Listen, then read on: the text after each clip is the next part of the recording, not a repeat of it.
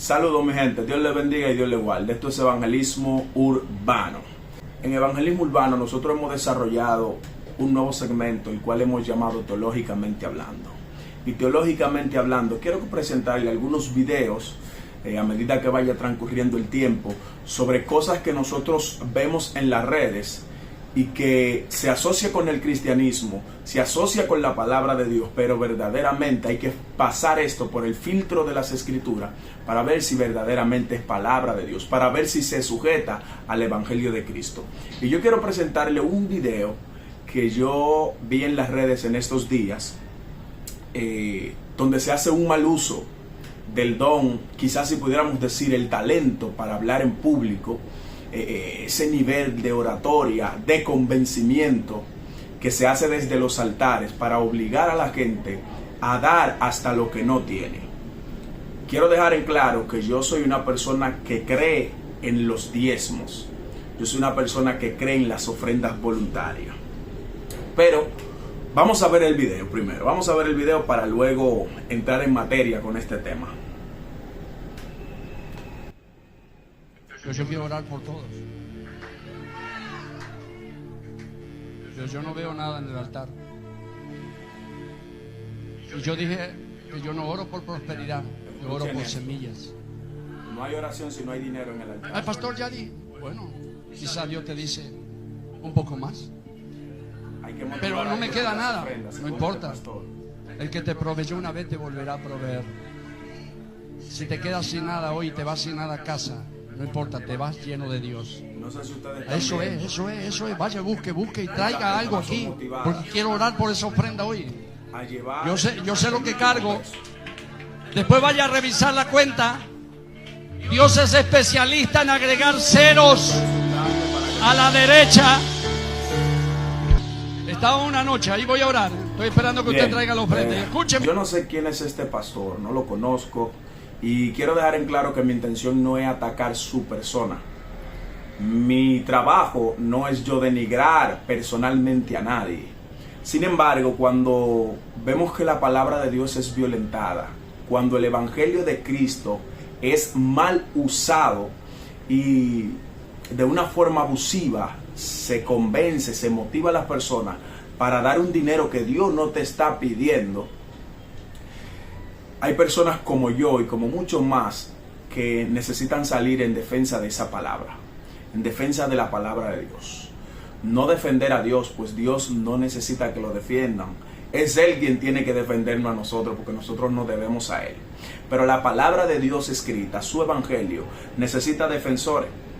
¿Por qué necesita defensores? Porque la misma Biblia establece en el libro de Primera de Pedro, capítulo 3, versículo 15, nos dice: santificad a Dios el Señor en vuestros corazones y estad siempre preparado para presentar defensa con mansedumbre y reverencia ante todo aquel que demande razón de la esperanza que hay en vosotros.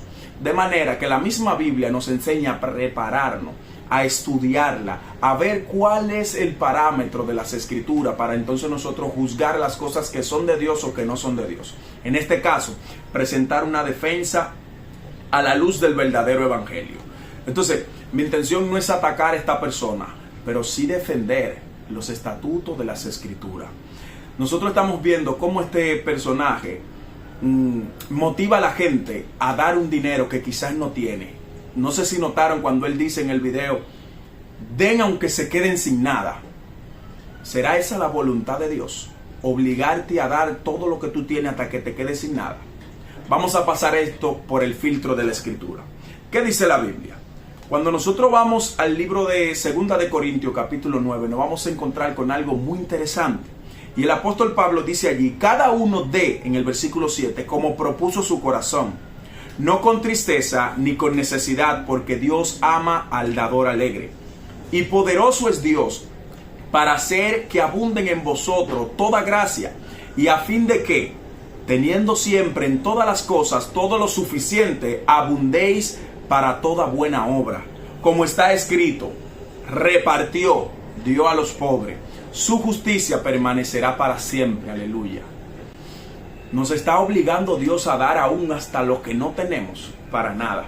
Lo que Dios nos está diciendo es que cada uno dé como propuso su corazón. Si mi corazón no se siente motivado a darle a Dios, Dios no quiere esa ofrenda. Si mi ofrenda a Dios está motivada por lo que alguien me está diciendo que haga, si mi ofrenda a Dios está motivada por un beneficio secundario, bueno, yo le voy a dar a Dios 10 para que Él me devuelva 20. Yo le voy a dar 1,000 pesos a Dios para que Él me devuelva 5,000. Dios no funciona de esa manera. Dios no trabaja con un dando y dando. Dios trabaja con la voluntad y el corazón de cada uno. Como propuso tu corazón, es así que tú tienes que darle a Dios. Pues lo que hay en tu corazón es algo verdadero, algo sincero, algo que nace.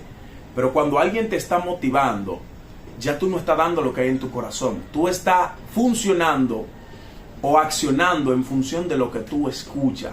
Y en este caso del video, nosotros vemos que la gente no siente motivación de dar. La gente en su corazón no quiere dar. Pues a la primera instancia usted va y da. Pero vemos cómo Él motiva una y otra vez para que la gente dé hasta el dinero. Si tiene algún compromiso o alguna deuda, tiene que darlo. Esto no es lo que la palabra de Dios enseña. Hay algo que yo quiero destacar aquí. Y es que yo creo en el diezmo, creo en las ofrendas. ¿Por qué creo en el diezmo? Aunque mucha gente no estén de acuerdo con esto, y eso yo lo respeto. El diezmo es bíblico y Dios lo estableció en su palabra. Cuando nosotros vamos al Antiguo Testamento, en Levítico 27, vemos que las escrituras dicen: el diezmo de la tierra es del Señor, lo mismo de la simiente de la tierra como del fruto de los árboles. Se trata de una ofrenda consagrada al Señor, Levítico 27:30. De manera que Dios está pidiendo que la gente dé una parte, un 10% de lo que tiene. Pero ¿para qué Dios pedía ese 10%? ¿Será que Dios necesitaba eso? ¿Será que Dios necesitaba el dinero, los frutos, la semilla de la tierra? Para nada. Dios no necesita nada del hombre. La Biblia dice que Él es el dueño del oro y de la plata. Todo lo que tenemos, todo cuanto somos, pertenece a Dios. Pero tenemos que entender que en el Antiguo Testamento había un sistema tributario muy diferente al que nosotros tenemos hoy. Pues en nuestros días los gobiernos tienen un sistema para manutención del Estado, para manutención de los pobres. Se cobra impuesto de una manera totalmente diferente y con estos impuestos se sostiene una nación. Pero en el Antiguo Testamento eso no existía. El pueblo de Dios tenía que sostenerse a sí mismo y por eso el diezmo era un sistema tributario que ayudaba a sostenerse. Por ejemplo, nosotros vemos en Deuteronomio 14, versículos 28 y 29, que la Escritura dice: cada 3 años cumplido sacará todo el diezmo de tus productos de aquel año y lo almacenará en tus ciudades. Como los levitas no comparten contigo ninguna propiedad, podrán entonces venir y comer hasta quedar satisfechos. Lo mismo en los extranjeros, en los huérfanos y las viudas que haya en tus ciudades. Así dice el Señor tu Dios, que te bendecirá en todo lo que haga. Deuteronomio 14, 28. O sea, el diezmo en el Antiguo Testamento cumplía la tarea de alimentar a los huérfanos, a las viudas, a las personas enfermas, a las personas que tenían precariedades, que tenían necesidades. También el diezmo tenía la función de sostener a los levitas, pues los levitas no tenían tierra, no habían gozado de la repartición de la tierra que Dios le había dado a las 12 tribus. Y como no tenían tierra, entonces no podían producir, pues su vida estaba dedicada al templo. Ellos vivían por el templo, para el templo y para la obra de Dios. De manera que estas ofrendas, estos diezmos también se utilizaban para sostener a los levitas. Pero también se utilizaban estos diezmos para las fiestas y los quehaceres del templo, las necesidades del templo. Entonces, el diezmo mantenía al pueblo, a los que no tenían nada, a los levitas, y se utilizaba para las fiestas y la manutención del templo en el Antiguo Testamento. De manera que el diezmo era algo que todo el mundo tenía que dar. Pero sabemos cuáles eran las necesidades. Ahora bien, cuando nosotros traspolamos esto al Nuevo Testamento, nosotros tenemos las mismas necesidades. Hay pastores, hombres de Dios, que trabajan para la obra de Dios y que se sacrifican en la obra de Dios para sostener el pueblo. Mire, un pastor está más ocupado que cualquier otra persona. Ahora, estoy un pastor verdadero, no un pastor asalariado. Pues Jesús enseñó que hay pastores que son asalariados y hay pastores que verdaderamente son de Dios. Estos asalariados, cuando ven un problema, ven una situación, se esconden, se van, pues ellos dependen del dinero. Pero hay otros pastores que se sacrifican y hasta su vida dan por sus ovejas. Esto es lo que Jesús enseña. Entonces, cuando nosotros vamos al Nuevo Testamento, vamos a ver que hay necesidades. La iglesia necesita pagar luz, necesita pagar internet, necesita pagar personas que limpien, necesita comprar instrumentos, necesita comprar detergente, necesita pintura, necesita remodelación, necesita banco, necesita todo. Siempre las personas van a la iglesia pidiendo una ayuda, personas que necesitan una receta, personas que necesitan diferente tipo de ayuda, que si sus enfermedades, que si en su casa no hay comida, no hay alimento. Y yo soy una persona que he visto en carne propia cómo gente con necesidad se acerca a la iglesia buscando aún un pamper para su niño o una funda de leche, de manera que la iglesia tiene una ocupación, una responsabilidad social que necesita esos ingresos. Pero también nosotros vemos que en la iglesia hay viudas, en la iglesia hay enfermos, hay gente que necesita, hay pobres, y la iglesia tiene que ayudar a esas personas. Pero si no hay diezmos, si no hay ofrendas, si no hay ingresos, ¿cómo nosotros como iglesia vamos a cumplir con las necesidades que muchas veces tiene la sociedad? Necesidades que el gobierno no cubre, necesidades que personas con capacidad y con dinero no pueden resolver. Entonces, nosotros estamos teniendo las mismas necesidades que tenían en el Antiguo Testamento. Y sí, yo sé que alguien aquí pudiera decir, sí, Alfredo, pero en el Antiguo Testamento no se daba dinero, lo que se daba grano, lo que se daba los frutos que daban la tierra. Y sí, es cierto. Pero en el Antiguo Testamento no había dinero como ahora. Ahora yo, en mi caso, yo no tengo una granja de animales para dar el diezmo de mis animales. Yo no tengo una finca de mango, quizá de una finca de arroz. No tengo una finca, y yo sé que la mayoría de la gente que me están viendo también. Entonces, ¿cómo podemos dar el diezmo de la tierra si nosotros no tenemos tierra sembrada? Dependemos de un sueldo y tenemos un trabajo, y por tanto el diezmo lo damos de los ingresos que recibimos.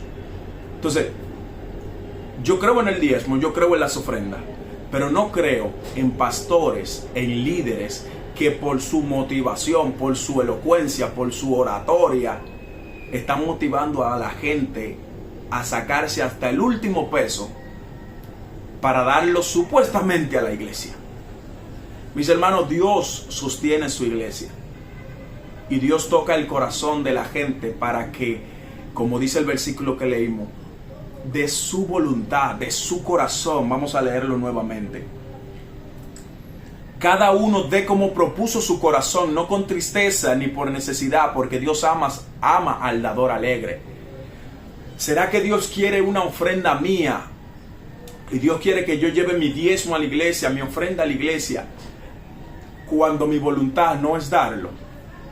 No, dice la palabra que la palabra de Dios es viva y eficaz y penetra hasta partir el alma, la coyuntura y lo tuétano, y discierne los pensamientos y las intenciones del corazón. Hebreos 4:12. Entonces Dios sabe cuál es la intención que hay en mi corazón, y Él está buscando que lo que yo le dé a Él sea de agrado, sea de mi voluntad, sea algo que nace en mi corazón. Pues cada uno de nosotros tiene en su interior un sentir, y es que Dios ha puesto el Espíritu Santo para discernir lo que hay en nuestro corazón. Así que yo quiero que las personas que vieron este video, las personas que son parte de este canal, entiendan que el Evangelio de Cristo no se sujeta a todo lo que nosotros vemos en las redes. En el caso de este video, este pastor se ve que tiene una gran congregación, pues se ve algo muy moderno en su congregación. Y muchos neófitos, personas sin conocimiento, quizás personas no cristianas, puedan ver a este hombre como algo de éxito, y lo que él diga y lo que él hace se toma como palabra de verdad. no todo lo que nosotros vemos es verdad. No todo el que habla en el nombre de Dios dice lo que verdaderamente Dios dice. Entonces, la idea de este video es traer una respuesta bíblica, una respuesta pasada por el filtro de la palabra, teológicamente, para indicarle a la gente qué es verdaderamente el Evangelio. Y que no crean que todo lo que ven en las redes sociales pertenece o es parte de lo que Cristo enseñó en su palabra. No, hay mucha gente en los altares predicando su propia conveniencia, haciendo dinero, trasquilando las ovejas, como dice la Escritura. Y mucha gente piensa que esto es de Dios. Mi gente, esto es evangelismo urbano. Dios le bendiga y Dios le guarde, teológicamente hablando.